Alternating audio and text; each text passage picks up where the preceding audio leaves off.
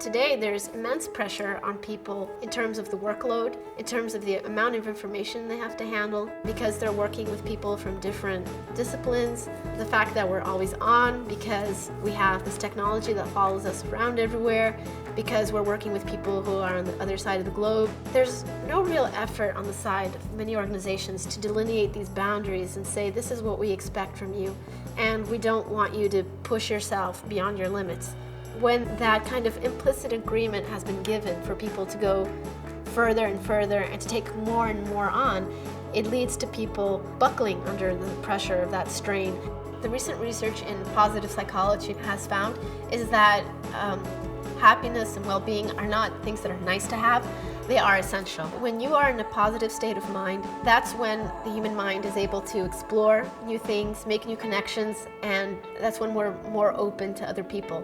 We realized that not only was well-being important for the individual, but how important it was for the company itself.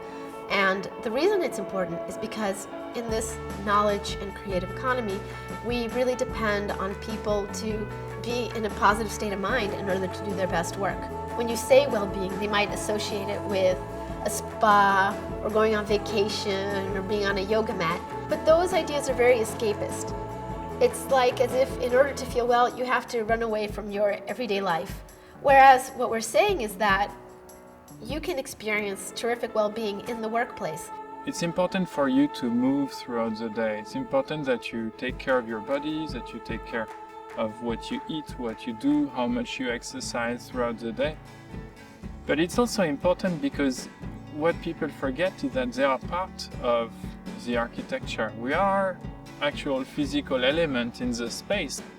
Space tells us, without saying a word, it tells us what we're supposed to be doing, what we're allowed to do, and what we're not allowed to do. If you want to encourage people to be more social and to create community, you have to create spaces that say this is a community. These are spaces that are dedicated for you to have a private conversation. Here's a place for you to celebrate something. Here's a place to share information with everyone. So the space definitely can give a message and promote well-being. Out of all the different recommendations out there for improving well-being, and there are many, we identified the 6 that were indispensable and fundamental. The first one is mindfulness, focusing the mind, controlling your mind. The second is authenticity, being yourself just every day. The third is the notion of belonging and the notion of constructing a tight and strong community of people. The fourth is the notion of meaning, feeling that what you do has an overall purpose. The fifth is about optimism, how you view the world with a positive mindset. And the last one is about vitality, which is what you do to make your body healthy and to also try to bring your body and your mind more often together as a whole. A lot of researchers have been focusing on trying to understand not just the preventative side, how do we avoid people getting stressed out, burned out, and injured, but how do you take someone from not -5 to 0, but from 0 to 10? How do you help people flourish? One of the things that really inspired our work was thinking, how can we make it so that people leave work healthier at the end of the day than when they arrived? If we're sick or depressed or concerned or preoccupied, then we're not going to have the mental and emotional availability to do the creative work and the collaborative work that's being asked of us today.